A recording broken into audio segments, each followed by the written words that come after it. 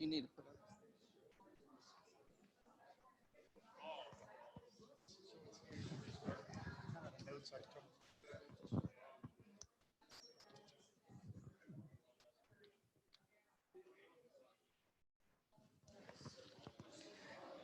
Good evening and welcome to Empower You. If you would please take a seat. I'm going to keep announcements short this evening because we have a couple speakers before our main speaker.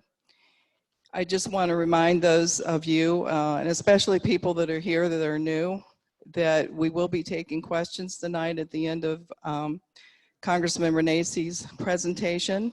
If you have a question, please raise your hand so that one of us can bring a microphone to you, because the people online can't hear you if you aren't speaking into a microphone. And also, we are strictly run by donations. So we do pass around our red buckets towards the end of each class.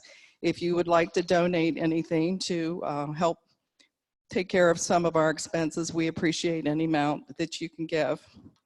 I want to go over a few of our classes coming up. This Thursday, we have a class at the White Oak Gardening Center. And this class is going to be giving you some tips on how to have the perfect garden, but also how to attract birds, bees, and bats to your garden. And as I've been telling everybody, I don't think I want bats in my backyard, but maybe I do. So I'm looking forward to finding out what bats are going to do for me. Then next Tuesday, we have Bob Beekner, who's going to be here talking about the Secure Act. And that has to do with your retirement money. It's an act that was passed in late December. I don't think any of us heard much about it last year that it was even going on, but it is in effect.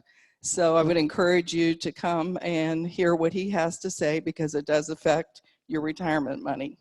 Then on Wednesday, we have this is during the day, it's the Ohio Sunshine Law State Certification Training, which you can still sign up for if you have an interest in that.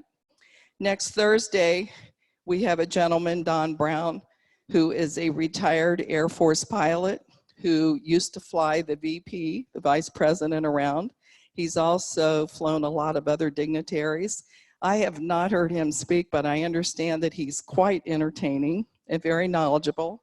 He does speak at the Air Force Museum up in Dayton all the time, and he's a very sought after speaker. So I encourage you to come to that. I'm sure you're going to learn some things you didn't know. And next, I'd like to have Dan come up. Pull out your tickets. We're ready to give away our door prize before we start with our speakers. Good evening, everyone. How's everybody doing tonight? Okay, let's see. Do we have any of our dignitaries up front? What we're going to do is we're going to have somebody who's new tonight pick the winning ticket. We'll have Linda pick it.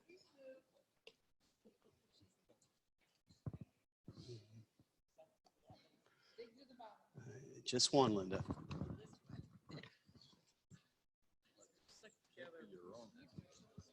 Okay, thank you. That's the winning number, and this is for one of Congressman Renacci's books, The GOP's Last Decade, number 773. Who's got number 77? Oh, okay. Bill says pick another one. Okay, we'll have our other we'll have Otis pick one. Sure. Don't pick your own though, please. How about number 774?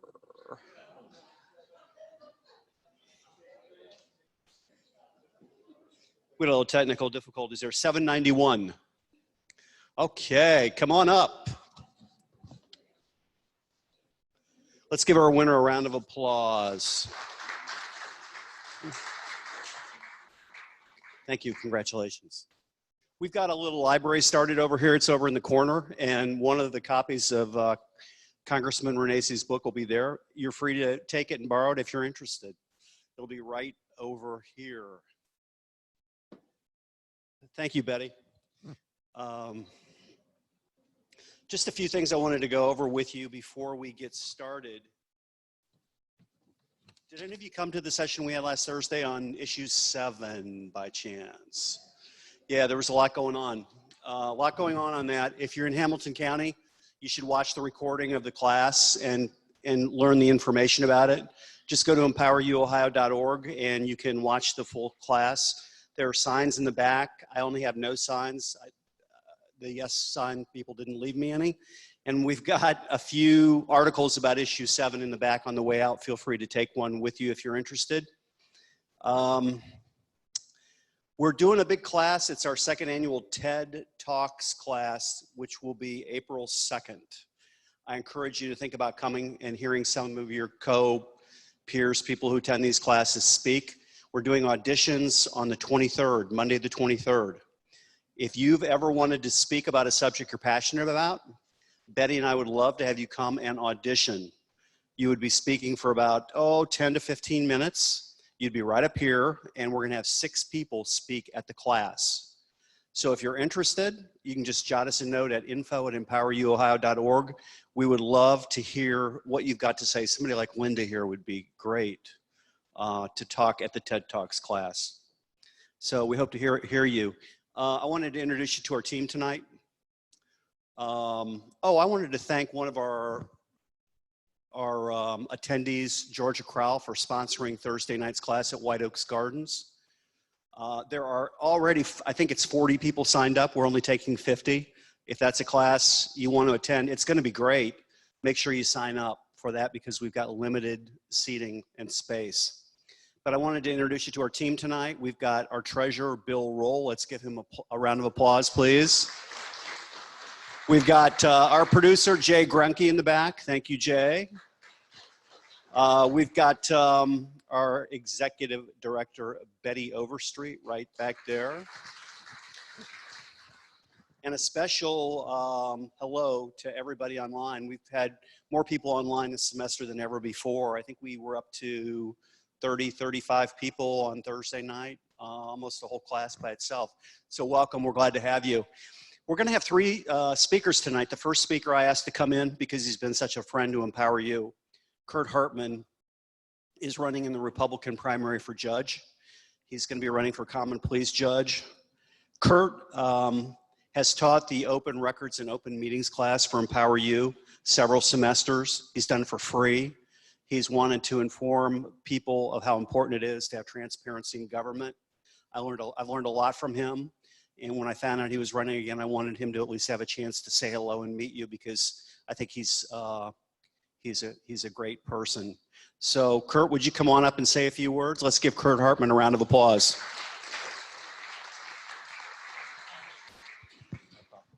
Thank you, Dan, and thank you everyone for coming out tonight. I just want to talk briefly a little bit about my race, the primary. Now, hopefully everyone knows a week from today is election day, the primary election day, March 17th, St. Patty's Day. And while, presidential campaigns get all the publicity and all that, there are certain local races here that do have primaries. And on the Republican side, one of the primaries is for the common pleas bench, the seat that I'm running for. We have about 12 judges running, but there's only 1 judicial primary. And so I wanted to briefly go over with you. Most of you should have received my little flyout and handout there, but kind of talk a little bit what's at issue in this race. Because at the end of the day, local politics is where the rubber meets the road. It's what really affects our lives. And so a little bit about my background, how I got here. For most of you, or some of you may know that I had served on the common pleas bench already. I was fortunate to be there from 2017 to 2018. Unfortunately for Republicans, the 2018 election locally was not good. Chris Monzel was our county commissioner and lost that seat, and we now have 3 Democrats running the county commission. In the judicial races, we had 8 races locally. And going into that election, 1 out of those 8 seats was held by a Democrat. Coming out of that election, 5 out of 8 were held by Democrats. Unfortunately, I was one of the casualties. I actually was the closest in terms of the losses. I lost that race by 2,000 votes out of 280,000 votes cast throughout Hamilton County, 0.7%. But during my time on the bench, I think I earned a great reputation. I had attorneys and other people encourage me to come back and try to get back on the bench. And so I have decided to run again. To give you a little bit about how I got to the bench and where we're looking to go here and what's the issue here between now and next Tuesday. Grew up in the Cincinnati area, but I had the fortune to attend and graduate from the United States Naval Academy in Annapolis, Maryland. Graduated actually 30th in my class out of over 1,000. was a nuclear engineer on a submarine, but decided the Navy was not my calling and ended up going to Vanderbilt Law School. Clerked for a federal court of appeals judge on the Fifth Circuit. We have the Sixth Circuit here. Fifth Circuit is down in Mississippi, Louisiana, and Texas. But ultimately, I came back home. Worked in the litigation department for a couple major law firms in downtown Cincinnati, but in 2002, I hung my own shingle. I went out on my own in private practice, representing and dealing with individuals, their challenges, their problems, their businesses. And so did that for about 15 years. And during that time, I kind of developed a forte or an expertise in public accountability, open meetings, public records, First Amendment, and wasn't afraid to call government officials to task. And it didn't matter what side of the political spectrum. They work for us. They put the laws and make the laws that govern us. We got to make sure they also abide by the law. And so I had cases really at all levels of the federal and state courts here in Ohio, and as well as had a couple cases go up to the U.S. Supreme Court. Was fortunate to go on the bench in 2017 and had a great time. I tell people I loved being a judge, but I actually correct that. I actually loved doing the job of a judge. If you think about it, some people run for public office because they like the title. I'm a senator, I'm a congressman, whatever, and they want the title. But it's a different thing to do the job. And that's really the passion I had. I loved doing it. So when I had the opportunity to go back, I want to do it. I want to serve the people of Hamilton County. But like I said, unfortunately, I've got competition in this primary. And so the issue that as I'm presenting it to the people is experience and qualifications matter. Common Pleas General Division, this court deals with the criminal felony cases and the large civil cases, can be $1 million type of cases. When I was in private practice, I handled those type of cases. And obviously when I was on the bench, I did it. My opponent is a nice person, but with all due respect, her experience and expertise is in the juvenile court and the domestic relations. She's been a magistrate in those courts and a prosecutor in those courts. Those are not the felony criminal cases. Those are not these large civil cases. And then basically, and at the end of the day, I say the rule of law and justice is too important for on-the-job training. That's important. We need a good quality people in our county. I believe my background, my experience, you've got the information there. Go to my website, hartman4judge.com. If you have anything more, I'll be around if people want to grab me real quick. I do got another thing to run to here, but appreciate the few minutes you've given me here, Dan. Appreciate everybody coming out. Great organization, Empower You. Like I said, Dan said, I did it for several years. And it was just always, I've seen it grown through the years. And the number of people here tonight is amazing. So credit to Dan and the support staff you have. Thank you very much again. Thank you. Thank you. And for those of you who don't know, Kurt is the attorney who, when there was that little pesky episode of that council person in the city who somehow ended up with a little extra money, Kurt is the one who filed suit against that council person, and I think that's a great thing.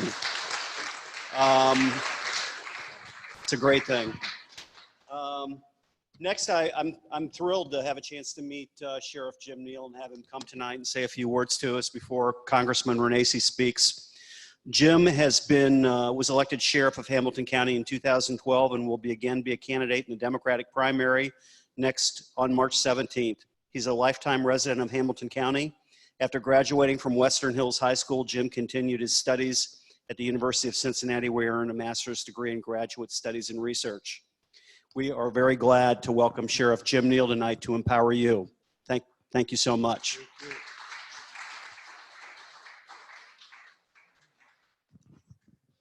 All right.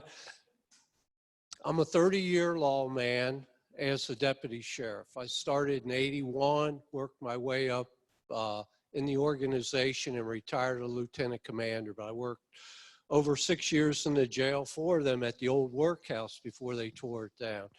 And when I transferred to patrol, I was promoted through the ranks to lieutenant. But when I retired, my assignment was that of detail coordinator and bomb squad commander. And I'm still currently a certified bomb tech, and I'm the only sheriff in the United States that's a bomb technician. And I've been doing that since 1997, so quite a few years. That's why I wear the EOD crab on my shirt. But anyway, when I heard Sheriff Lease was going to retire, I said, hey, I got my 30 years in. I'm going to retire and run for sheriff. And I called around looking for endorsements because I'm a career lawman. I'm not partisan. I'm not political. As a policeman, the only thing you can do is vote, but you can't participate in partisan politics. So I didn't become partisan until 2012 when one of the two parties endorsed me.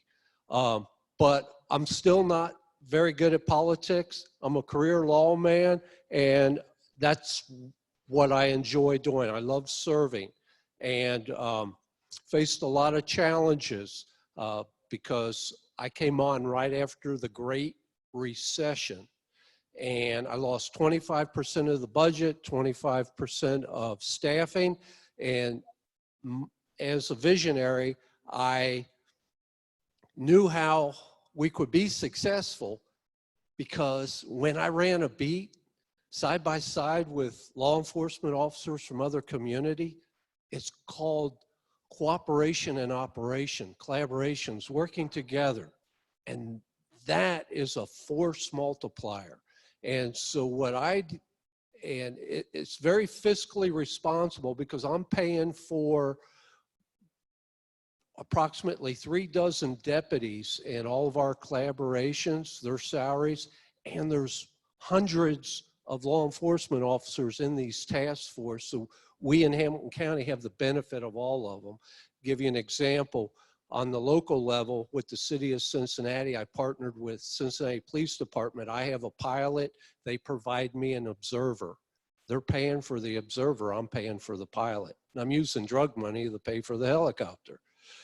And then I also were there to help the Cincinnati police chief out on major events. Like we partnered with them when the All-Star game came to Cincinnati.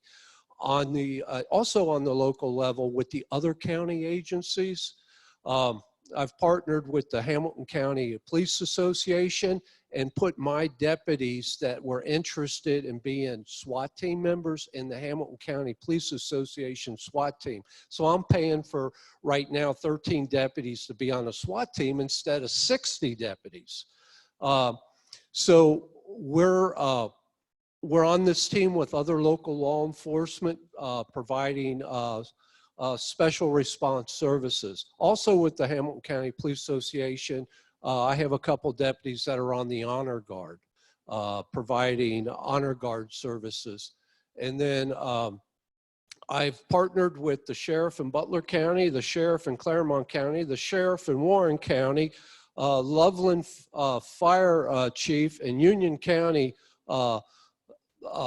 Police, and we formed Task Force 1. That's the underwater dive and rescue. What a collaboration that one is. And I have half a dozen deputies trained divers, diving for evidence and bodies recovery. Now on the state level, I'm collaborating. I'm right now in the process of working with the Attorney General's office on 2 collaborations, which is supported by our governor. And there'll be a big press release when that comes out. I'm letting you know I'm working on that. On the federal level, I've partnered with the U.S. Marshals on the Fugitive Warrant Task Force. So I have a statutory mandate to track down and arrest fugitives, and the marshals do too. So why don't we do it together?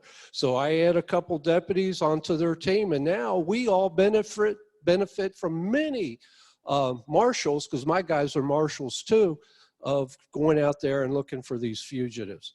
I've also partnered with the FBI for Joint Terrorism Task Force and also the Computer Crimes Task Force. We have a deputy that is tracking down these predators after our kids using the computers, and Cincinnati has an officer, a detective doing it, and the FBI has people doing it too, so we're all working together on that. And then I've also worked with being a bomb squad guy. I'm working with the FBI on bomb squad, ATF&E, state fire marshals, Butler County Sheriff's Office, Dayton Police Department, and TSA, the bomb appraisal officers that work at the airports. You know, collaborating with them on providing training and other programs for local first responders, police and fire. But one of the collaborations that gets a lot of press that I'm involved with is I'm one of the founding members. 3 of us local police chiefs put together an idea of starting a heroin task force, and that's taken off. And what I've done is I've added 3 deputies, a supervisor, and 2 agents into that task force, and then other local police agencies, even the State Highway Patrol and BCI have agents in this operation. And what I do, since I'm the sheriff, I deputize them so they have countywide jurisdiction, so they can investigate these overdose deaths backwards to track down the predator who sells the product. So that's what I'm about. I stink at being a politician, but as the judge says, I love to serve and I'm all about service. And I get real excited. I just partnered with a diaper bank. What's the sheriff doing with a diaper bank? There's a diaper bank, it's called Sweet Cheeks, and they provide, so we're collaborating with the public sector as well as the private sector, but the diaper bank, they get donated diapers and they get them to babies that need them. And with my wife and I, we are raising 2 boys, 5 and 7, but we've had them since 2016. The judge transferred custody to us, so we're raising them and we're in the process of adopting them. So I see what kids that aren't taken care of, what the diaper rash can do to their bodies and stuff. And it's because, you know, some of these babies have parents that are knuckleheads. Let's face it, if they have money, they're gonna buy their cigarettes with it, their beer with it, or their dope. They're not gonna spend it on the diapers. So there's babies out there that are victims, and a crying baby, not only do they get sore, but a crying baby, the judge will tell you, is often, they're victims of abuse. They're shaken or they're battered because they're crying and they won't stop because they're either hungry or they got a soiled diaper.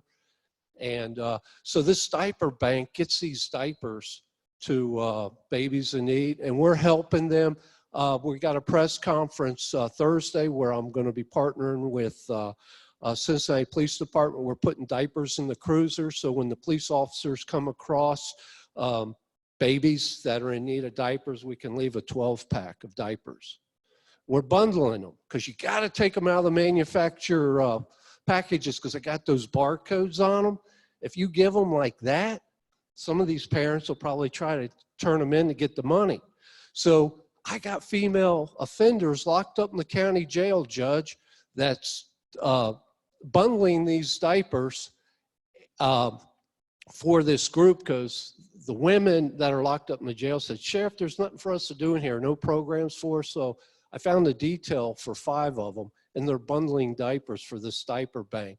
And that has a positive impact in the community. So they're doing a good thing. They're locked up for bad things, but they're doing something positive while they're locked up. And because they're working a detail, they get to earn time off their sentence, so I can move them out to make room for the girls at the front end knocking to come in, because there's always, we only got 1 jail, so there's always someone waiting to come in at the front end. Just let me know when I'm out of time, because there's just so much going on. Would you take a couple questions, Sheriff? I would love to take a couple questions. Who's got a question for Sheriff Neal about anything? Anybody have a question? I do have a primary, but Right here. I'm not endorsed. That's usually big news. Sir? Oh, I'm sorry. Where did you get your EOD training? Redstone Arsenal Base, Huntsville, Alabama. And who else has a question for the sheriff? Right here. My name is Jay. Hi, Jay. I see you all over the place. I have 2 questions, particularly for, this is the 30th year of the Americans with Disability Act anniversary coming up. 2 questions about your operations in downtown Cincinnati. To my knowledge, the Justice Center has no handicapped access. The one was built years ago on East 9th Street, but recently, from personal experience, that's for employees. You need a key code or something to get in. The second one is the courthouse. And as a visitor, for many times there's also a ramp there for people that are handicapped to come in. And there doesn't seem to be any rule, rhyme, or reason with your deputies there. One day, they're very nice. They allow people in walkers, canes, wheelchairs to use the handicapped access door and ramp. Other days, I make them all stand in line and come up through the steps. And I think that's problematic. Can you share? I can raise the issue about my men and women that are subordinate. They should work with you. I have no control over handicap access because I don't own the buildings. The Board of County Commissioners do, so that's their responsibility. But I expect my men to work with the handicap and accommodate them to help them. I know I helped a handicapped individual into the building and got him seated until we could get a wheelchair over to him. It's all about compassion. And even if you're having a bad day or a rough day, you got to time out. You do have to be compassionate. I'm more concerned about that because I have no control over the handicap ramps and stuff like that because I don't own the building. I just have, I'm in charge of the security in the building, but the commissioners own it. But I have a problem with when I hear that my deputies aren't accommodating to the handicap. That I can address, and I will. Thank you. Good question. Sheriff Neal, I happened to notice from our Fill the Truck initiative over the winter, we had a half a skid of diapers in the back of our building here. Is there a place where people can contribute to your diaper initiative? Oh yeah, Megan Fisher is the CEO Megan Fisher is the CEO of the Sweet Cheeks Diaper Bank. Sweet Cheeks. And they have a warehouse in Lower Price Hill where they gather them there, and then they're transported to the county jail from there where we bundle them, and then we take them back there for disbursement. And there's Great. a number of agencies dispersing these diapers. I wanted to also ask you the same question I asked to the person you're running against in the primary. And that question is, if somebody from the federal government comes and asks you to hold a prisoner, or somebody, whether it's from ICE or another federal agency, do you work with a federal agency or do you require a warrant? I do work with the federal agencies, and we require holders and warrants from any agency who has a holder on any offender. But we treat every law enforcement agency the same. If ICE has a holder on an offender and a warrant for them, when they're done with their local time, then we notify them. They have 48 hours to come to either talk to the individual or take custody of them. But what happens is when anybody's arrested, two things happen. Everybody's fingerprinted, and that goes into a national database. That's how these other agencies know we have someone they're interested in, because, you know, the flag comes up. Hamilton County's got someone you want. And they call us. And if it's a felony like the judge was talking about, because he's dealing with felonies, we do a DNA swab of all offenders with a felony, and that goes in a national database. ICE is calling us. We don't have to call them. And a lot of agencies, the local agencies, when we run someone, there'll be a holder from Norwood or something, and then when they're done with their sentence, then Norwood has a reasonable amount of time to come in and fetch them up. But the county jail is not a sanctuary jail. It's not a sanctuary jail. One thing about me, and that's probably why I have issues with the party, why they kind of backed away from me, is I'm not a politician. I don't act like a politician. I don't act like an activist. I am a sheriff. I follow the rule of law. I enforce the Ohio Revised Code, and I follow judges' orders. The last judge that gave me an order was Judge Winkler from probate. He says, Sheriff, I need you to go to Windsor, Connecticut and bring that sword back that belonged to William Henry Harrison. Yes, sir. And I got my best man on it, and we drove up to Windsor, Connecticut, and we brought that sword back. So our history, our heritage is back home. It was carried by John Cleve Sims in 1776, passed down through generations of Simses that served. There's 6 of their names engraved, and including his son-in-law, William Henry Harrison. He wore it in the War of 1812 and during his inauguration as United States president. So we got her done. That was the last order I followed. I wish we could have asked you to bring it here tonight. Let's thank the sheriff for coming in, everybody. Thank you very, very much.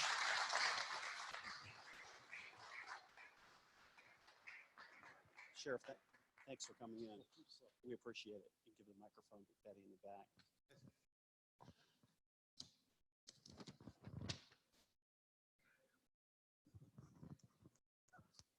It's great to have an opportunity to meet the sheriff after 8 years. Tonight, we are thrilled to have Jim Renacci here with us, who's written this book, The GOP's Lost Decade. I think everybody who is a member of the GOP or who votes Republican or whatever has lots of little issues sometimes with the party, what they do, what they don't do, and why in a lot of cases they can't seem to get things done that the people want them to get done. I'm hoping that Congressman Renacci will add some clarity to that, which I know is, I remember when we had a chance to go to dinner when he was running for office, he talked about it at length. So Congressman Jim Renacci earned a degree in business administration and became a CPA and financial advisor. He's got a fascinating story as a businessman. For more than 30 years, he was involved in real estate, automobile dealerships, nursing homes, and other businesses. He's the former city council president and 2-term mayor of Wadsworth, Ohio. He served in the U.S. House of Representatives for Ohio's 16th congressional district from 2011 to 2019. In 2011, he joined a wave of 107 newly elected congressmen. He also has quite a story about what happened to the auto dealership that he owned and what happened to him in the Obama administration. Jim was ranked the 46th most bipartisan member of the U.S. House of Representatives during the 114th Congress and the 3rd most bipartisan member of the U.S. House of Representatives from Ohio. We're really glad to have Jim Renacci here tonight. Let's welcome him.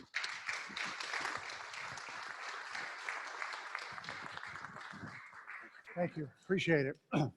Thank you, everybody. It's great to be back. I've been here a number of times, once for lunch, once to visit, and I think once actually to speak when I was running for either Senate or governor. But today I hope you get a chance to learn some things, because that's the reason I wrote the book. And the one thing that I appreciate, if you're interested, I'm not going to tell you everything in this book because I want you to actually buy the book, because if you buy it, all the proceeds are going to the USO. I get nothing. Everything goes to the USO. I'm a big supporter of veterans. I believe that we need to support those who have supported us, and I'm going to continue to do that. And if you look at my track history in Washington, you'll see that I always was a big supporter of veterans and will continue to do that. So why did I write the book? Well, first off, let me tell you a little bit about myself. You heard a little bit. I was a guy that grew up in Western Pennsylvania. My mom and dad had very little. My dad was a railroad worker. My mother was a nurse.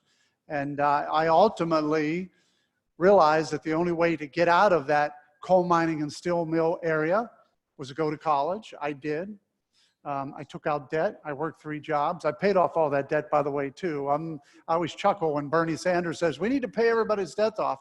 How about the guys and gals that already paid their debt off? But, and then I learned from my dad some really good lessons, and I talk about those in a book. And one lesson was, if you work hard, do the right thing, and you always remember the people around you, good things will happen to you. And quite frankly, at the age of 24, I started my first business with just a couple $100. I still remember starting out and thinking, wow. I moved to Ohio, basically, and Ohio gave me such a great opportunity because I ultimately lived the American dream here.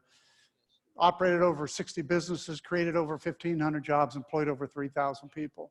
I was the entrepreneur of entrepreneurship, and I loved what I was doing in Ohio. And then one day, during that time, because you did hear that I was also in some local politics, while I was always living in Ohio, I always believed in giving back. So I was a firefighter for a number of years. I was on the Board of Zoning Appeals. I was on the Planning Commission, always giving back. I also raised my 3 children during that period of time. And then ultimately we had a city that was really struggling up in Northeast Ohio, and Wadsworth was the name of the city. In fact, it was running a deficit every year, and the citizens didn't realize how to change it. But the business owners got together and decided we need to put a business person in the mayor's seat. And quite frankly, that's how I got involved in city politics. Because as a business guy, I never really wanted to get involved in politics. So it's kind of an interesting story. I'm kind of the Trump guy before the Trump guy. And I was recruited by the businesses in my city to run. I ran under a scenario that I would change the city and then leave. I took a deficit and changed it to a surplus, and then I left. Kind of an interesting concept, right? People used to tell me, you could be the mayor forever. I didn't want to be the mayor forever. I just wanted to fix it and move on, which is what I did in business most of my life. I continued to always give back to the city. And one of the things, there was a struggling car dealership in Wadsworth, Ohio, that actually was a very strong dealership for a lot of years. But then the guy who was running it got in a little bit of problems with the FBI. The FBI came in, took over the dealership, and lo and behold, General Motors calls me and asks me to take it over and turn it around. And that's how I got involved in my first dealership. And I took over a dealership, turned it around, got it back to where we had 58 employees, life was good. And actually I had agreed with General Motors to move that dealership out on the highway. And we signed papers, they saw drawings. That's how far along we were. And then 2009 came.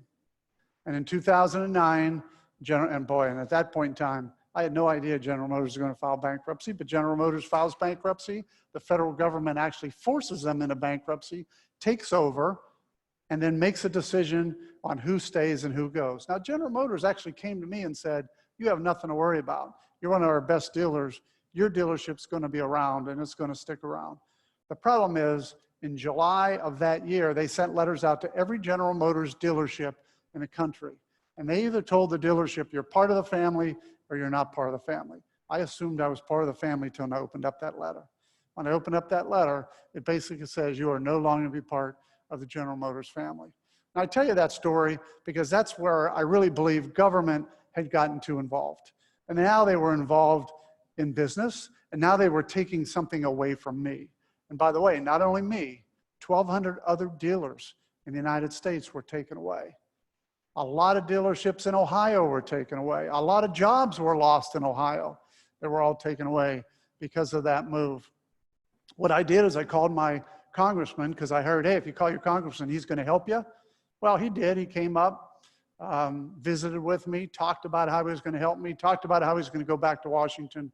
And then when he got back there, he voted against the reinstatement of my dealership and others.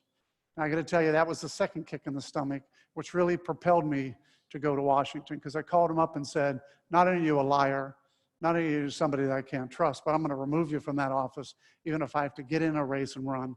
30 days later, I jumped in a race. 11 months later, I became a U.S. Congressman in the 16th District of Ohio. Now, what's interesting about that story, when people say they're going to run for Congress, the first question I always ask them, and this is a learning lesson tonight, so I want you to take some of these learning lessons and use them. If anybody ever comes up to you and says, I want to run for Congress, you know what your first question should be? Why? Why do you want to run for Congress? I had a reason. I got to tell you, there are people in Congress today that if you ask them why they want to run, they say, because I want to be a congressman or a congresswoman. It's not a good answer. It's not a good answer. Why do you want to run? What is the reason to run? Why do you want to leave your home and go to Washington and spend the majority of your time in Washington away from your family and away from your children? You better have a good reason. And it can't be, I just want to be a United States congressman or a U.S. senator. But that too often is the answer we get. So remember that question whenever somebody starts and says, I want to run. Ask them the question as to why. Now, in 2017, I started to realize that Washington was broken. This was not the place somebody who got things done wanted to stay at. This is a place where I really was concerned about our debts and deficits, and we're going to talk about that. That's in the book. And I said to myself, look, the federal government is on a tragic path. And it is. Even today it is.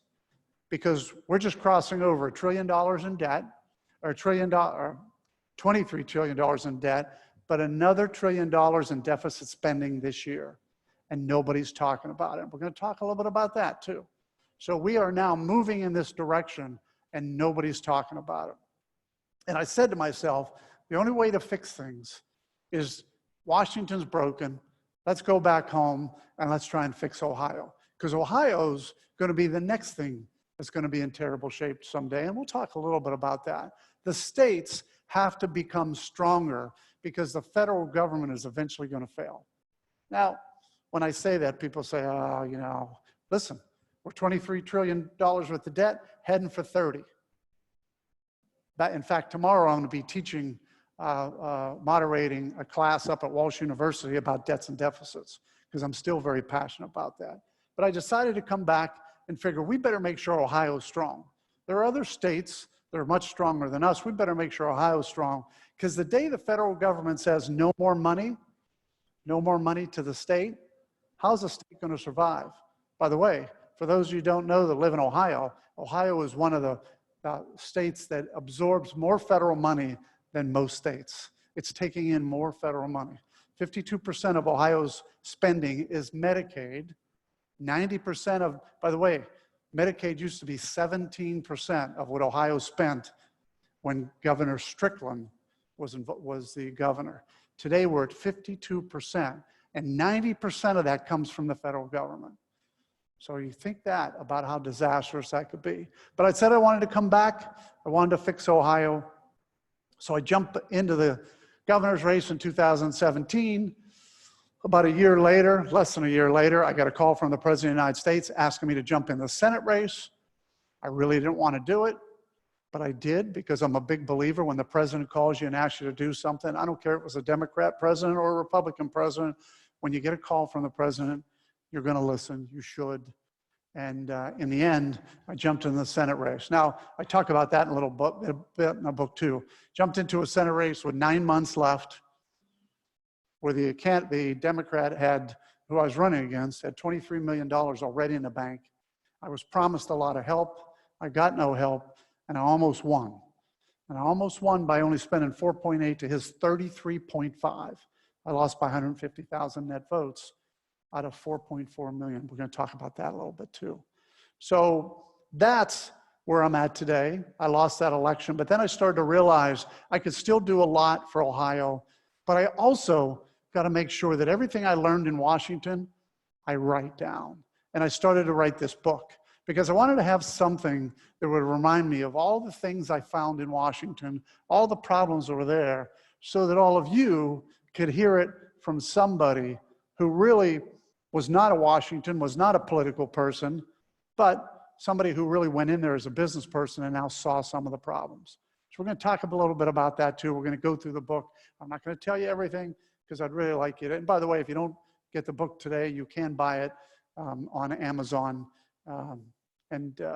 Again, I think you'll find there's a lot of good insight. So I get to Washington, and here's what's interesting. We're going to talk. So this is why I documented. Let's get to Washington. I started to find out my first meeting in Washington. It's a 10 o'clock meeting. Now, Jim Renacci learned a long time in business. You either get there on time or get there early. I mean, my first boss told me, listen, you either be on time or be early.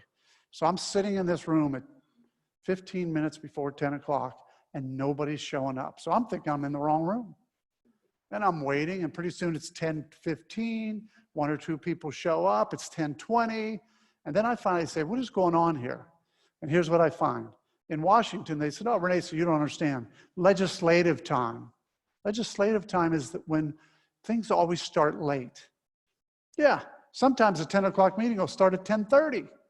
And by the way, your staff gets you scheduled all day, so now you got an 11 o'clock meeting, and you didn't start the 10 o'clock meeting until 10:30, so now you got to leave.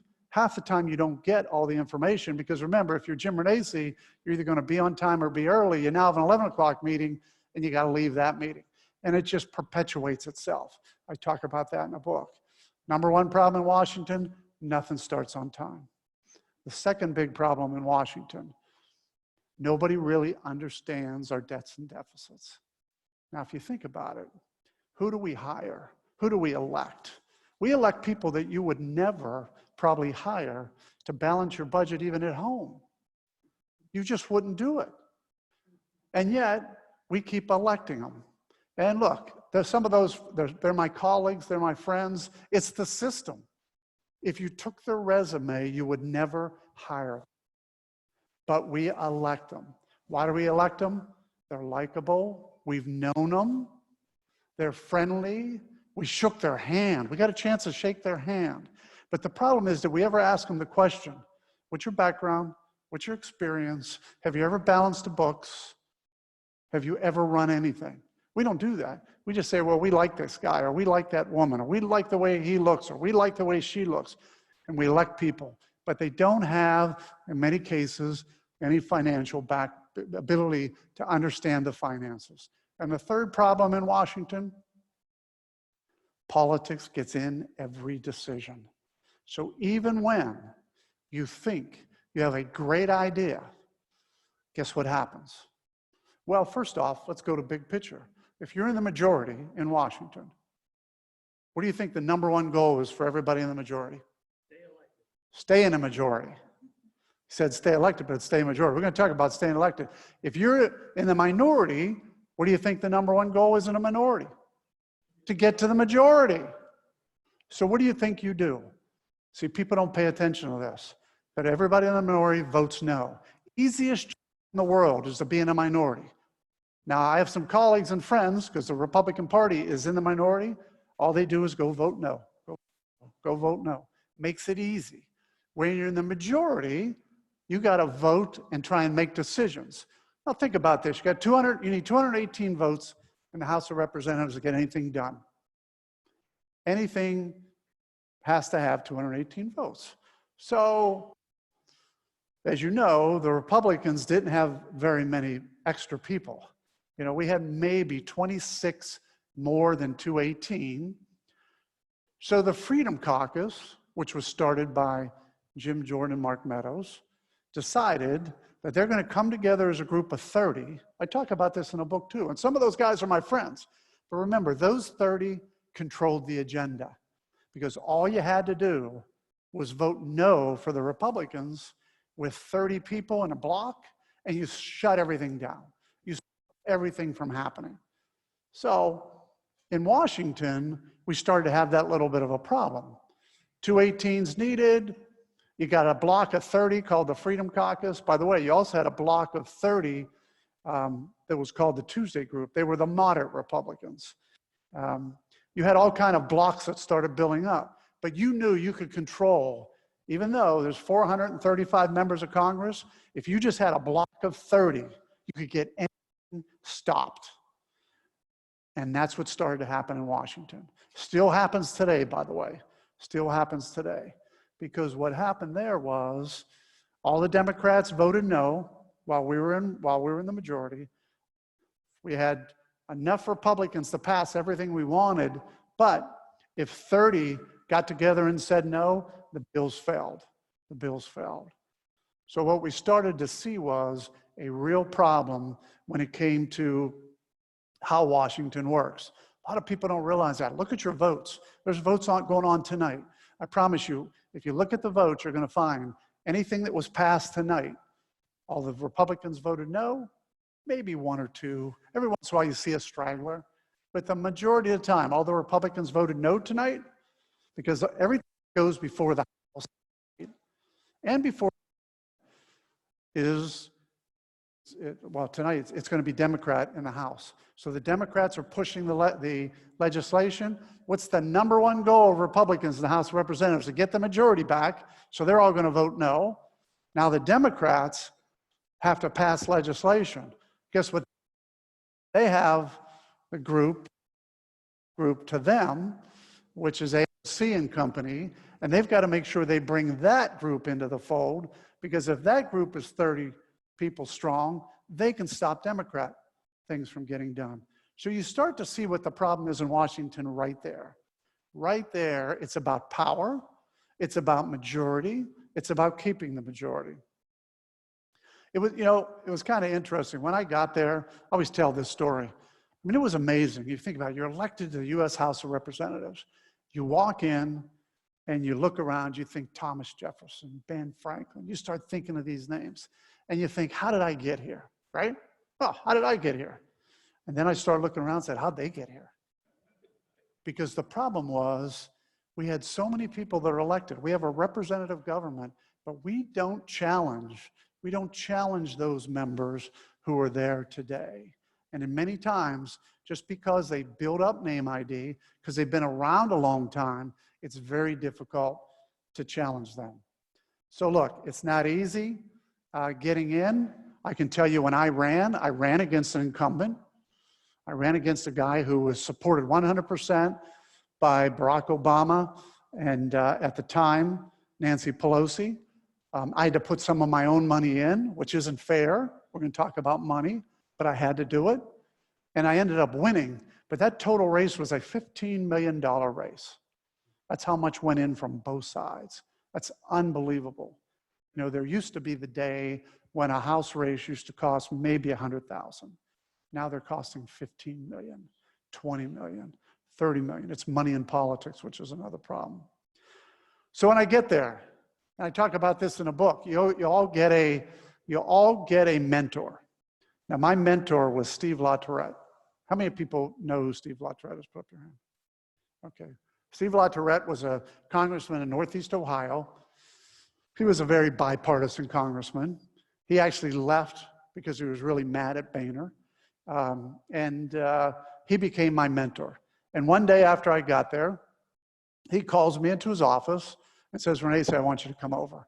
And so I sit down. I'm only there for maybe a week. And he brings me in his office. It's like 6:30 at night after votes, 7 o'clock at night. And he says, do you want to be happy here? Well, that's kind of an interesting question, right? You want to be happy? Of course you want to be happy. You want to be able to feel like you're getting something accomplished. You want to feel like you're there for a reason. And I'm like thinking, what's he asking me? And why is he asking me that? And I go, of course I want to be happy. And his next question was, can you accept disloyalty and betrayal? Now think about it, if that question was you. I mean, I'm sitting there going, what is this? This is my mentor. Can you accept disloyalty and betrayal? And I said, absolutely not. He goes, and you're going to hate this place. It will be one of the worst places you've ever been at before. He said, because what will happen is your friends will betray you. And in many cases, they'll be disloyal to you because everybody's worried about the same thing, getting ahead. Everybody's worried about moving ahead. They're not worried about, in many cases, getting the country to move ahead. So I started to realize that's a horrible place to start. But I tell you in the book about the first time, and I got thrown under the bus multiple times, and there was people that were dishonest to me and disloyal to me. But the first time, I talk about this in a book, I was told, now I'm a business guy, I'm in Washington. I was told that I would be, when you go to Washington, and here's what's kind of interesting. When you go to Washington, you just don't get on the committee that you're best suited for.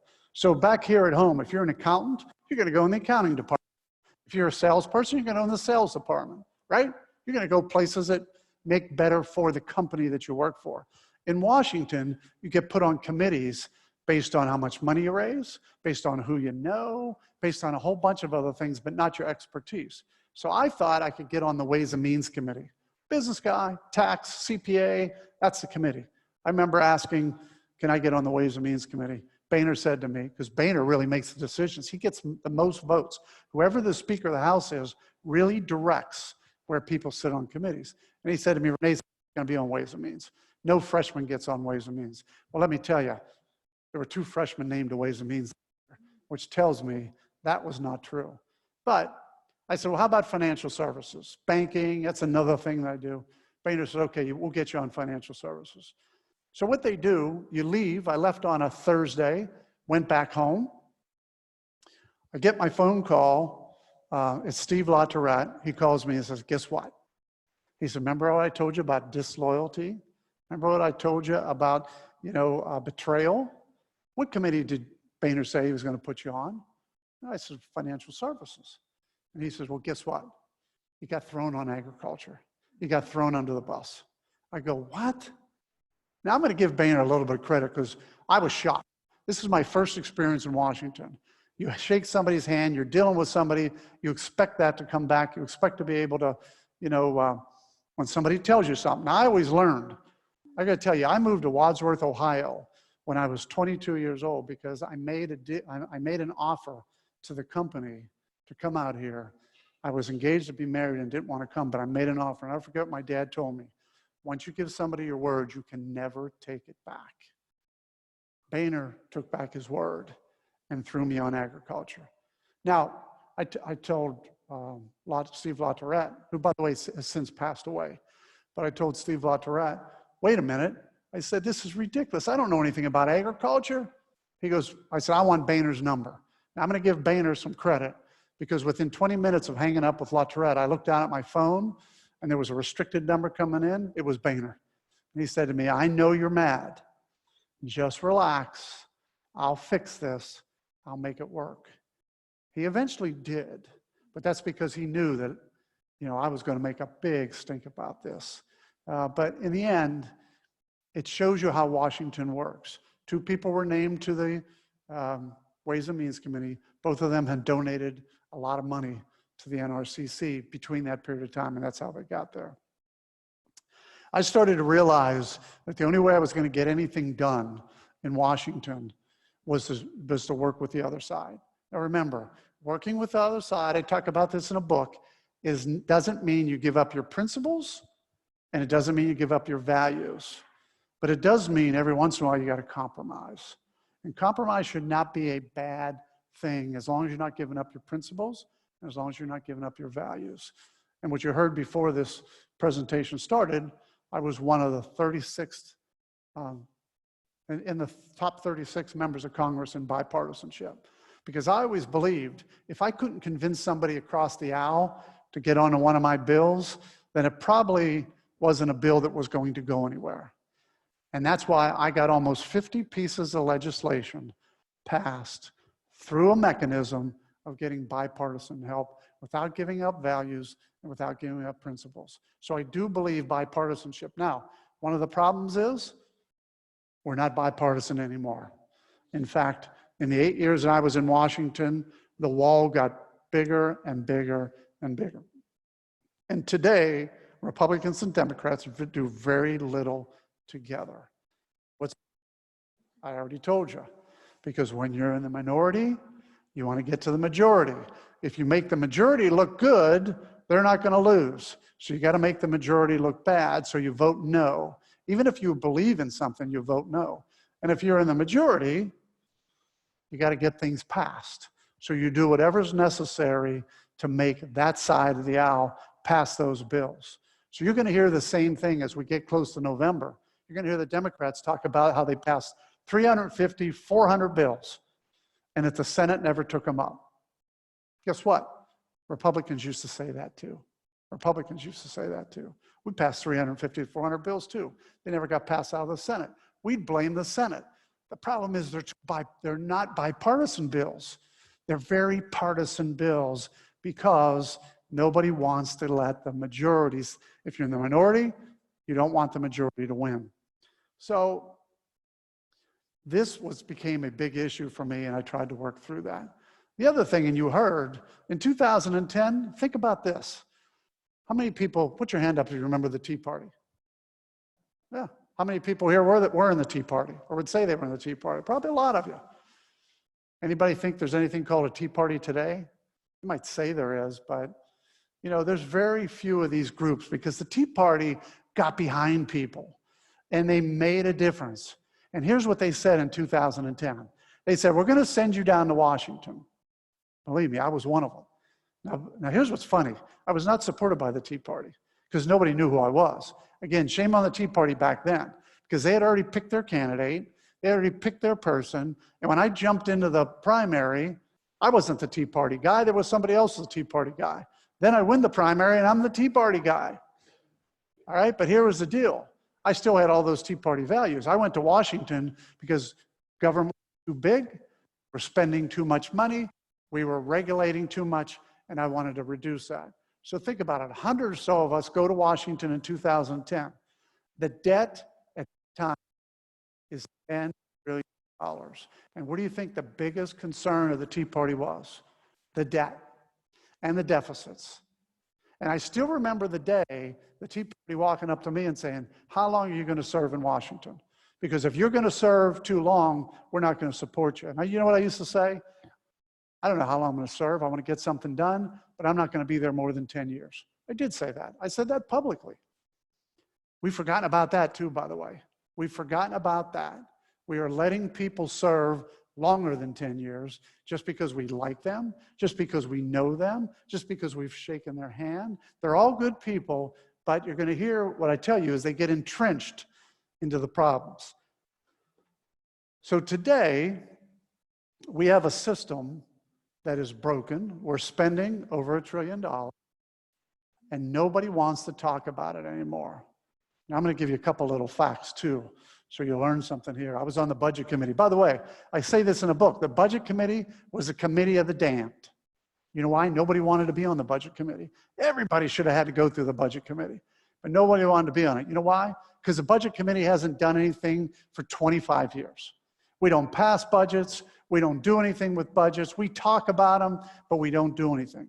And when you go on the Budget Committee, you know that nothing, even if you get stuck in this room and you got to vote for things like, I'm going to cut this. I'm going to start looking at Medicare and Medicaid. I'm going to do this. I'm going to do that. And you take these votes and you run for another election. What do you think happens in the next election? They go back to your Budget Committee votes and says, Renacci wanted to cut Medicaid. Renacci wanted to cut Medicare. Yeah, I never voted for that. I voted for a budget that would balance. And by the way, when 70% of what we're spending you in the state, that 52% of what we spend in the state is Medicaid. In the federal government, Medicare, Medicaid, Social Security, and interest make up 72% of what we spend. And that number used to be 34%. So that's, now what's interesting, and there are some of you probably in the room that are on Social Security and some of you that are going to be on Social Security. So there's no politician ever wants to talk about Social Security. Nobody wants to talk about it. Why don't they want to talk about it? Because they won't get elected. Because they won't get elected. Because the minute someone says, don't you touch my Social Security, is the minute you lose. So nobody wants to talk about it. Well, guess what? In about 12 years, they don't have to touch your Social Security. It's going to be touched because it's going to be insolvent. And the reason it's insolvent is not because the government's stealing money. It's because the system was based 43 years ago on people dying at age 65. And it was underfunded because it assumed that for everybody working, for 16 people working, there would be one person taking Social Security out. Guess what happened now? It's flipped. We have 10,000 people retiring a day. We have 3 paying for 16. The numbers don't balance anymore. And those are the kind of issues that need to be talked about. But the reason in Washington you won't talk about them, you won't get reelected. And it's another one of the issues that's disheartening because without that, we're never going to balance anything. So one of the things I did was I said, I'm going to do, you know, we have the president go every year and we do a State of the Union address. Well, you know what? State of the Union address used to be pretty important. Now it's a big show. And look, I'm a big Trump supporter, but look, it was a big show this past year. So I said, let's forget the State of the Union. Let's do a fiscal State of the Union address. Let's get the Comptroller General to come before the House and the Senate, do a fiscal State of the Nation address. Wouldn't that be interesting? And I said, and I got the Comptroller General, a Democrat, who was appointed by Barack Obama in 2009 to agree to do it. I got bipartisan breakfast that I used to have. Every week I had a bipartisan breakfast. And every week I'd bring these individuals together. We had 26 people support. Am I running out of time? Okay. All right. I had a bipartisan breakfast that every Tuesday morning I would bring Republicans and Democrats together. It was 26 of us. And I will tell you, that those 26 signed on to the fiscal State of the Nation address. It required a Comptroller General to come before the House and Senate on an annual basis and talk about the fiscal state of the nation. I talk about that in my book, 26 co-sponsors. I ended up getting almost 200 co-sponsors, and yet I couldn't get that bill on the floor. And I couldn't get that bill on the floor because Republican leadership and Democrat leadership did not want all of you to hear once a year how bad the fiscal state of the nation was. But I will just tell you what the Comptroller General said. The Comptroller General said in my office, a Democrat appointed by Barack Obama, that's why I want to make sure I say it, that we are on a fiscal state that we will be in a Greece-like situation within 20 years. He told me that in 2012. We're 7 years in. We got about 13 more years left. And by the way, we're spending more than we were spending back then. So I talk about that in a book, The Fiscal State of the Nation. None of your representatives want to talk about it. None of your representatives want to get in front of the cameras or get in front of you and tell you about debts and deficits. And you know the reason why it hasn't become an issue today, but it was in 2010? Because there was a poll done and nobody's, believe it or not, there was polling done, and Mick Mulvaney said this. He actually said it publicly, that because it's not an issue for the American people, nobody's talking about it anymore. So guess what? That's why I went back to 2010. In 2010, the Tea Party was so worried about debts and deficits and spending. Now it's 2020, and nobody's doing anything about it. And why do you think my book's called The Lost Decade? Because Republicans had an opportunity to make a difference in the last decade, and they did nothing about it. A couple other things I talk about in the book which I think are important, and I want to instill this thought process. You know, we have an opioid problem, right? We have an opioid addiction problem. In fact, Ohio used to be one of the #1 states in the country. But where do you think that opioid problem came from? Now, if you had microphones, I'd let you answer that, but I'm going to tell you where it came from. About 20 years ago, yeah, I mean, where do you think the opioid problem came from?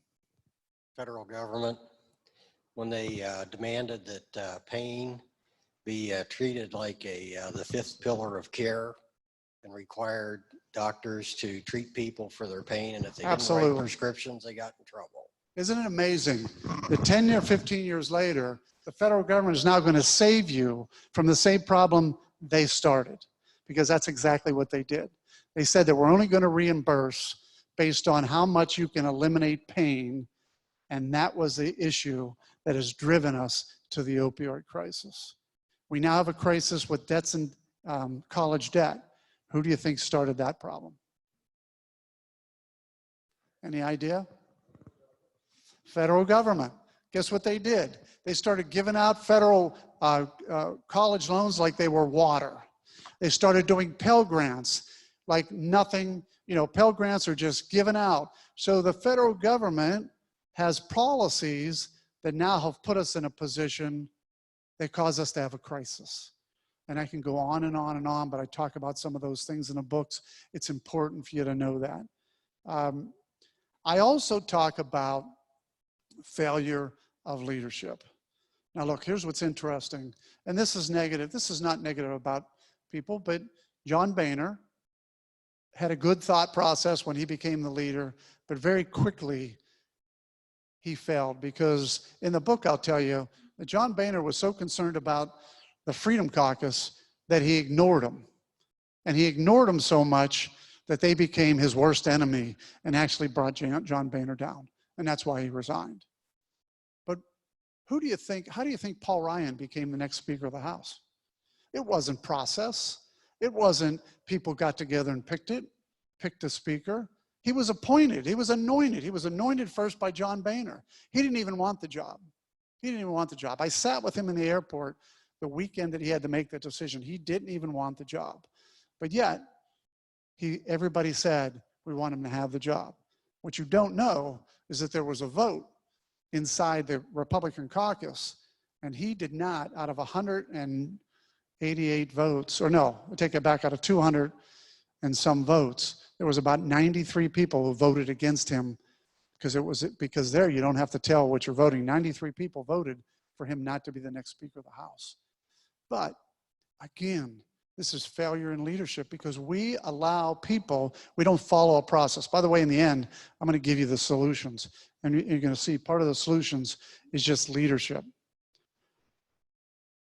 We had issues in Washington. I talk about this in the book too. We had a chance under reconciliation to fix the budget, and yet we failed to do it. You know why? People were worried about voting to cut mandatory spending. Even though I just told you mandatory spending is Medicare, Medicaid, Social Security, and interest. Can't change that unless you change the law. So that number is just growing. By the way, that number is growing so fast, it's going to swallow the entire budget at some point in time. And it's nobody's fault. It's called demographics. We're an older country. We have many, many more people retiring than we have going into the workforce. We have more automation. We have less people working. We don't have a system anymore that'll cover Medicare, Medicaid, and Social Security. So we got to fix that. But we had the idea and the goal, and I'm not going to go into the details because I could be here all night. In fact, you could probably see I could be here for 3 hours just talking about some of these issues. But the truth of it is, until somebody starts to talk about Medicare, Medicaid, and Social Security, can't fix interest. Can't fix interest. By the way, every point that interest rises, it's $2 trillion over 10 years added to the national debt. Now, interest is only at 1% today, but think about it where it should be. It should be probably at 5 or 6%, and that would just damage the budget. That's why you'll never see anybody raise interest rates again, because it'll blow the budget up. It'll blow the deficit up. Even when, and I talk a little bit about this too in the book, the tax bill and jobs cut, tax cut and jobs bill, look, that was a good piece of legislation. Now people will say, everybody has their reasons why they like it, why they didn't like it. But I'm going to tell you how that bill was born. That bill was born up in leadership's offices. That bill was not born down where Jim Renacci and others could debate it, could change it, could do anything. So here's what happens in Washington. I talk about that in a book. Sometimes around 4 o'clock in the afternoon, you'll get a bill handed to you. It'll be 14 or 15 or even 1,600 pages. They'll say, we got to pass this tomorrow. And the answer is, how am I going to pass that? I don't know what's in it. Well, let your staff look at it. You can't pass something with 14 or 15 or 1,600 pages. Long story short, another failure in leadership is that everything was being slammed down to legislators. And then, if you want to keep your position, if you want to raise money, if you want to have the speaker come out to your district, all those things, you got to vote for those bills. You got to vote for those bills. Now, the good thing is, if you don't need the speaker or leadership to come out to your district, you can vote against some of this stuff. But then you get pushed off to the side.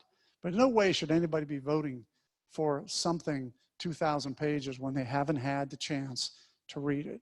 It happens every day in Washington. I will also tell you that I talk about this in a book, Disrupting the Political Elite. Trump was a disruptor, all right? That was the issue that helped me support Trump early on. We need disruptors. We need people who are going to go in. Right now, the party system, in my opinion, is broken because you're either with the party or you're outside the party.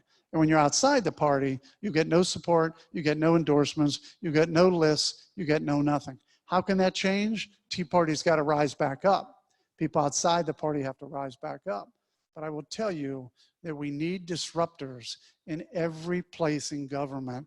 And a disruptor doesn't have to be somebody who screams and hollers and gets on. A disruptor just needs to be somebody who says, no, I don't agree with the direction the state's going or the federal government's going or whatever. I want to make some differences and then have the reasons to fix it. Now, I know I've kept you pretty long, but I'm going to tell you my fixes and then we're going to open it up for questions. Here are the fixes to our federal government. And again, a lot of this is in the book, but the first one is regular order. Everybody says, what's regular order? Well, does anybody remember how a bill is supposed to be drawn up? You know, somebody down in the legislature writes a, you know, myself or whatever, what's it called, Hard Rock or Yeah. And you know what you do? You're supposed to take it, and then you're supposed to get people to agree with the bill and sign on to it and co-sponsor it, and you build it up, and then you take it to committee and it gets passed, and then you take it to the House and it gets passed, and then you go over to the Senate, you tell the Senate you need to pass, and they help you, and so forth and so on. That doesn't happen. I can tell you what happens is a bill is born up in leadership's closet somewhere with their staff, and then it's handed down, and you either vote for it or against it. That's how a bill is born. All right, it's not regular order. Regular order would allow bills to be started at the bottom and come all the way up. We need to fix that. Balanced budget. By the way, we should have a balanced budget amendment. We should require people in Washington to balance the budget. They don't balance the budget, and it should be something we work on. Term limits. I went to Washington and I didn't believe we needed term limits. In fact, I moderated a debate with some people who want to be a congressperson running against Tim Ryan. And some of their answers, in my opinion, were horrible because they said, by the way, they said the same thing I said 10 years ago. We don't need term limits because the electors have automatic term limits every 2 years, every 4 years, every 6 years. Hogwash. You know why you need term limits? Because once a person is there so long, they raise so much money. And remember, every year they're running, every year they continue to run. They get name ID, name ID, name ID, so that the new gal or the new guy that tries to run has no name ID and it gets no money. We need term limits. That could be done very easily. We need to reform leadership. Speaker does not have to come from Congress. How about that idea? Speaker does not have to be in the Republican Party or the Democrat Party. The Speaker, I've said all along, should be elected outside of the House, and that Speaker, just like a business person, should be able to say, here's what I would do if I was Speaker. I would tell every committee, look, you have to get certain bills passed, and you have to let people co-sponsor bills, and you have to let the system work. That's leadership. That's what happens probably in this company, and that's what happens in all companies. You let people work together to help. Doesn't happen in Washington. We need to make sure that we reform leadership. Campaign donations, restrict campaign donations. Look, I know some of you feel that sometimes you give a donation of $25 or $50 or whatever. It can't match. And look, the best example I can give you was when I ran against Senator Brown. I mean, 25 million. I raised 4.8 million in 9 months. He raised 33 million. He actually raised 35 million and spent $33.5 million. By the way, I'll give you a little hint. Ohio's not a red state and it's not a blue state, it's a green state. And I'll tell you why I say that. Sherrod Brown had to spend $33.5 million against my $4.8 million to win by only 150,000 net votes out of 4.4 million. Governor DeWine had to spend $35 million against Cordray, who only spent 15 or 16 million to win only by a net 82,000 votes. Think about that. Is it a green state, or is it a red state or a blue state? It's a green state. Because I didn't need, actually, you know, we got your best bang for the dollar? Me. I got almost 2.1 million votes with only $4.8 million. But we don't look at it that way. We pour money in and we wonder why. But Ohio is pretty interesting. I talk about that. If you want to fix Washington, here's another easy thing I talk about in the book. Vote from home. You know, every week we send 435 people plus 100 people down to Washington. Average ticket is probably $1,000 one way and $1,000 back. You can calculate that number. We do all this other stuff where you can vote from home. There's a way to do it. There's no reason to go to Washington. You know why they go to Washington? They go into the swamp. And in Washington, they have the lobbyists coming in. It's a central location, but they don't need to be here. Now, I'm not saying you take away committees, because you could still have committees, but instead of doing one committee a week or one committee every 2 weeks, send your committees down and have them stay there for 7 straight days and do all their committee work. I'm just talking about some reforms that could be done to change things. And then the last thing, is make sure your committees become the strength in Washington. So in the old days, the chairman of the Ways and Means Committee was one of the most powerful people in Washington. The chairman of some of the other committees was very powerful. Today, those chairmen can only bring bills forth that the speaker gives to them and lets them bring forth. See what I'm talking about, regular order? We got to change that. Look, folks, there are a lot of things we can do to fix Washington. My book talks about all of them, but there's only one group of people that can fix them, and that's you. So if you want to continue to keep electing the same people time and time again, by the way, we all love our current representative, but I'm going to tell you something.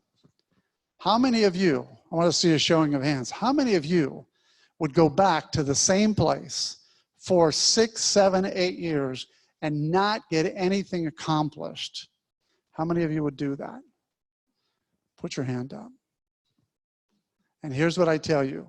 If there's somebody in Washington that's been there more than 8 years and still likes going back, they're part of the problem.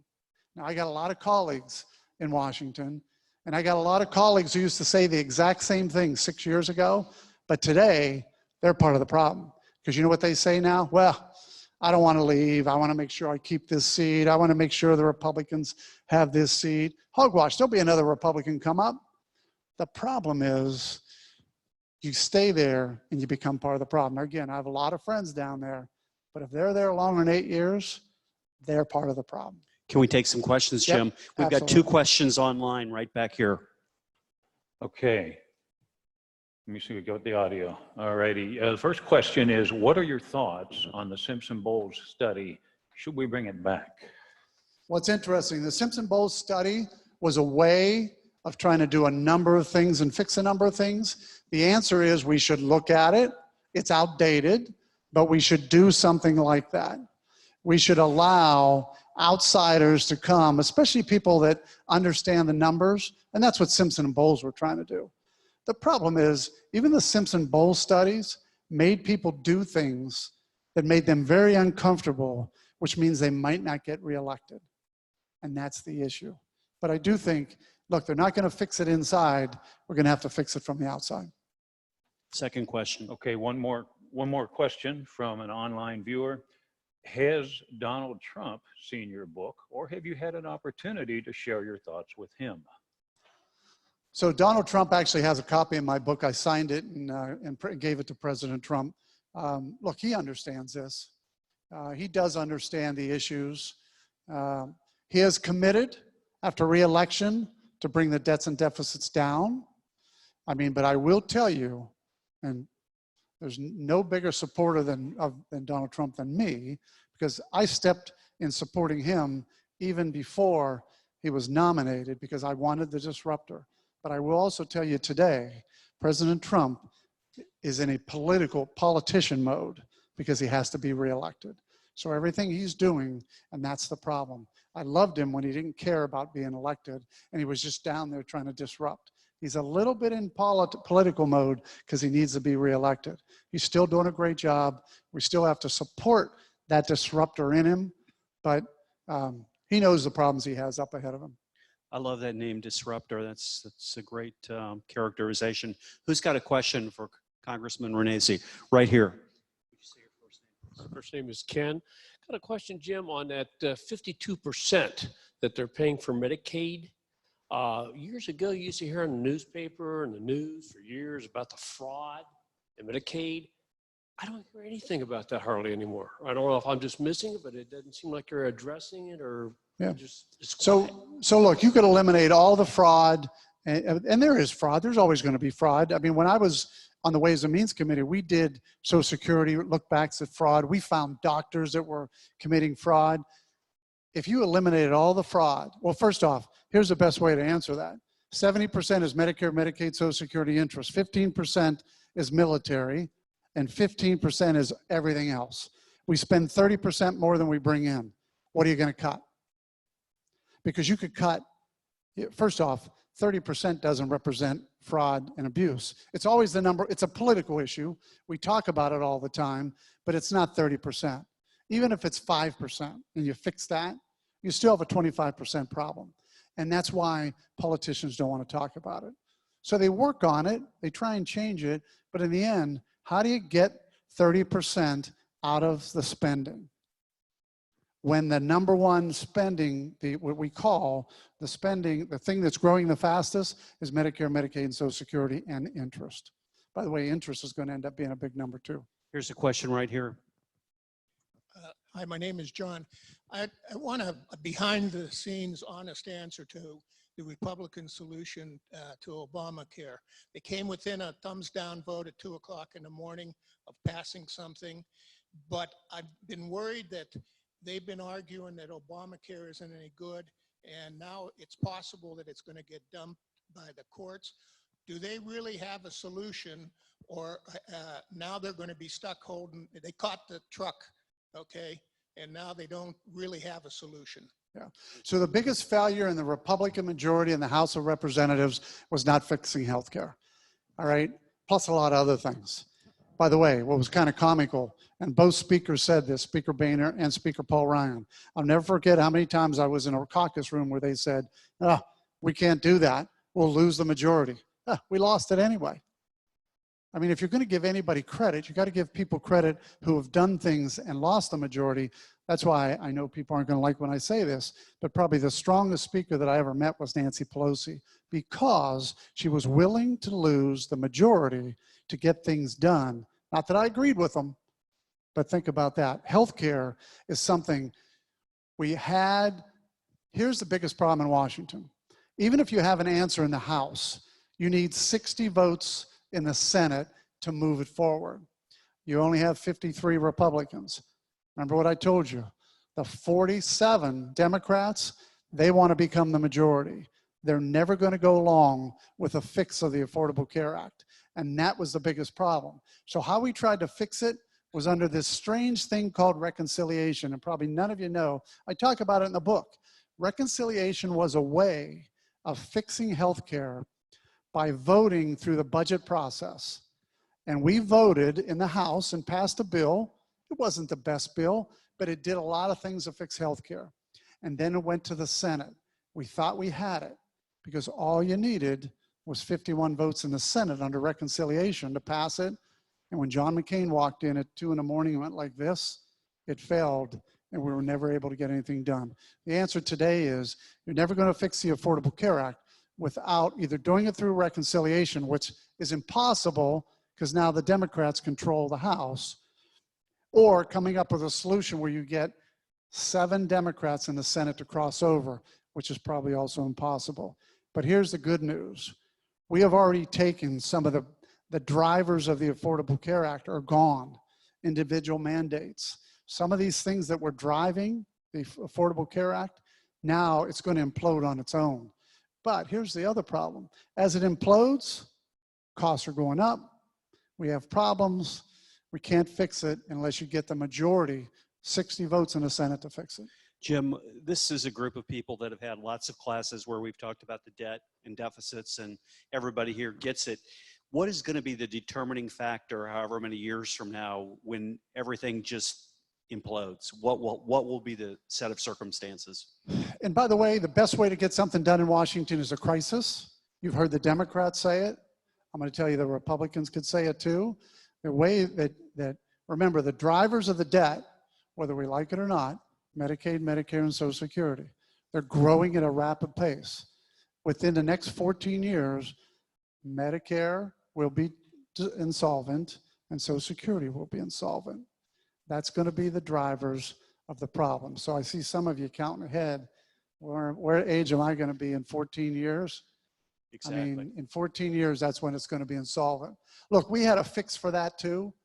When we first went to Washington, and some of you may have hated this, but we said anybody 55 and younger is going to get a different system. Anybody 55 and older is going to get the system we have today. The Democrats fought us on that. But quite frankly, you can't even fix the system today under that fix because the numbers now have skyrocketed so much higher. So when we have that crisis, that's when people are going to say, we got a problem with the debt. Let's thank our guests for coming tonight, everybody. Thank you so much for an interesting discussion, Jim. And Jim will be in the back with his book, and what a great book this will be for someone in your family who you want to share this message with. Let's thank Jim again for coming. We hope to see everybody at White Oak Gardens on Thursday. Please sign up for that class, and we'll see you next Tuesday also, right, Betty? Thank you, everybody.